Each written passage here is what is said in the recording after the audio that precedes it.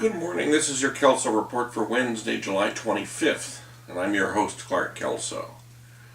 We begin with a case involving the subject of human trafficking of all things.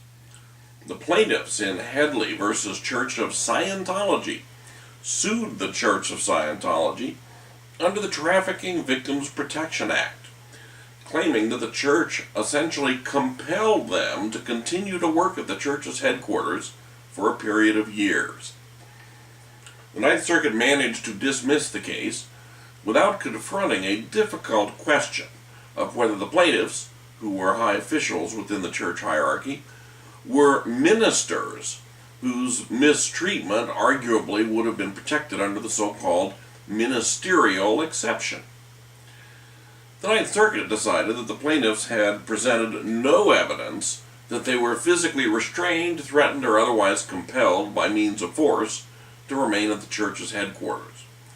Instead, the evidence was clear that during the entire time the plaintiffs were able to leave and return to the headquarters, and that they made a voluntary choice to remain. As the court said, the plaintiffs have not established a genuine issue of fact regarding whether they were victims of forced labor violations. The facts of the case do give you a little bit of a window into a particular segment of Scientology. Next, workers' comp. The plaintiff in Pacific Ship Repair versus OWCP was a former employee of Pacific Ship Repair who suffered neck and back injuries while working as a foreman on a ship in June of 1999. 4 months later, she returned to work for Pacific as a clerk. She filed a disability claim against the company. The parties initially agreed with ALJ findings that she was disabled partially and that the disability was permanent. The company was ordered to make disability payments for 2 years after the injury, after which time payments would be made by the Office of Worker Compensation Programs, which administers an industry-wide special fund for payment of permanent disabilities. Some 7 years later, she underwent surgery in an effort to forestall deterioration in her condition. After surgery, there was a 9-month period of healing and recuperation before her condition finally stabilized with a permanent and total disability. The question for the Ninth Circuit was how to treat that 9-month period of healing and recuperation. Under the statute, this type of period of improved condition would normally be treated as a period of temporary disability because of the improving condition. Although this meant that her status would move from partial permanent to temporary total and then to total permanent, the Ninth Circuit held that this was in fact what the statute required. During that 9-month recoupment period, since her status was temporarily disabled, the OWCP was not responsible for the disability payments, and the responsibility for those payments fell back on the employer for that 9-month period. Next, product liability case involving guns. The plaintiff's 3-year-old son shot the plaintiff in the back accidentally with the plaintiff's service weapon, a Glock 21, rendering him a paraplegic.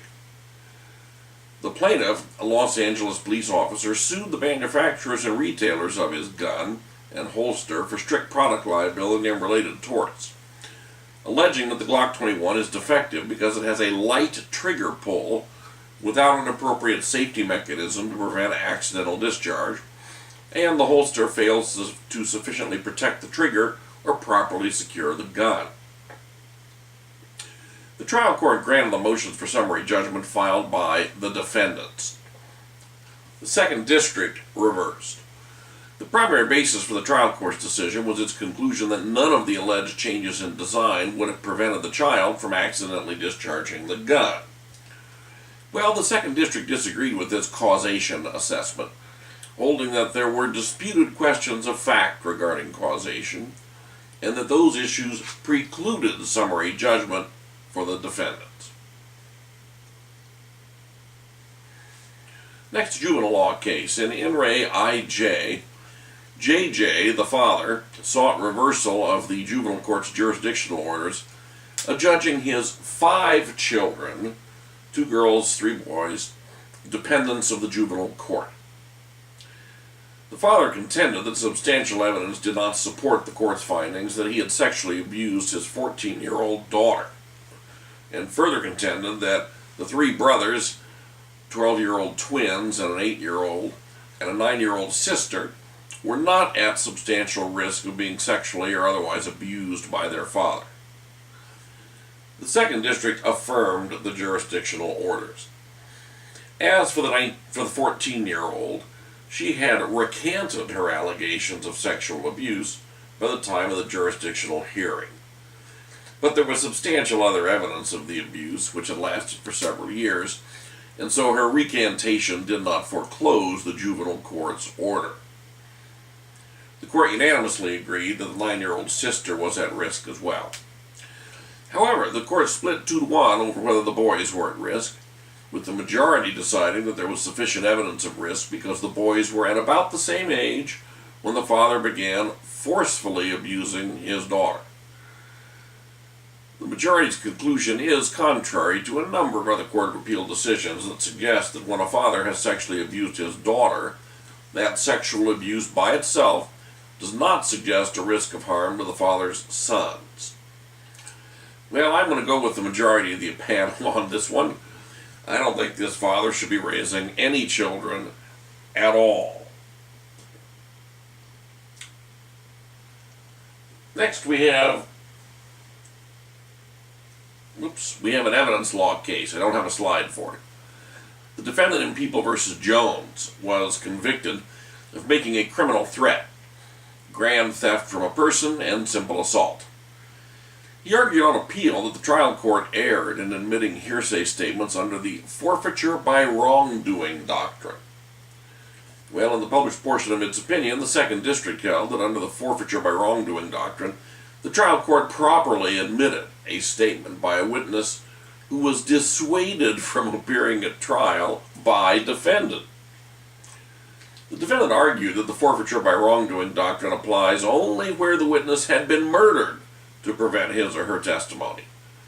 But the court easily rejected that utterly artificial and extreme limitation on the doctrine.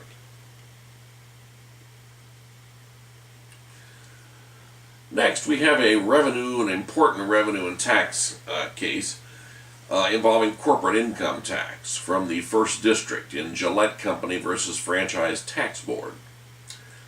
California is a signatory to the Multi-State Tax Compact, which is a binding multi-state agreement obligating member states to offer its multi-state taxpayers the option of either using the Compact's 3-factor formula to apportion and allocate income for state income tax purposes, or the state's own alternative apportionment formula.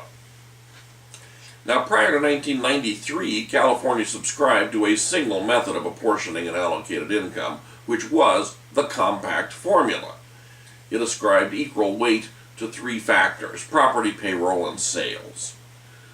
Then, in 1993, the legislature amended the Revenue and Tax Code to give double weight to the sales factor for most business activity, specifying that notwithstanding Section 38006, which implemented the Multi-State Compact, all business income shall be apportioned to this state by multiplying the business income by a fraction, essentially doubling the sales.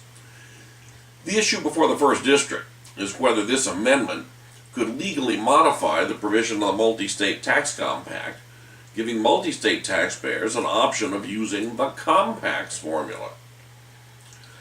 Now, the Compact itself provided that a state could withdraw from the Compact only by repealing the implementing statute, which the California legislature did not do when it amended the Rev and Tax Code in 1993 to limit taxpayers to a single allocation formula.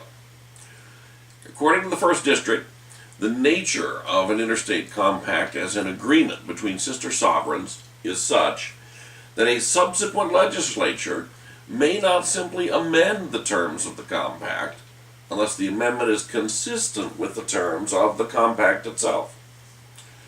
Since that was not true in this case, the First District held that Gillette should have been given a choice of allocating its income using either the compact's 3 factors or California's formula.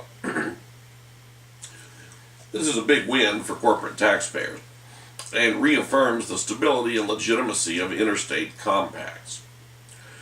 Frankly, California's politicians have gotten used to simply making agreements and then breaking them apparently without consequence.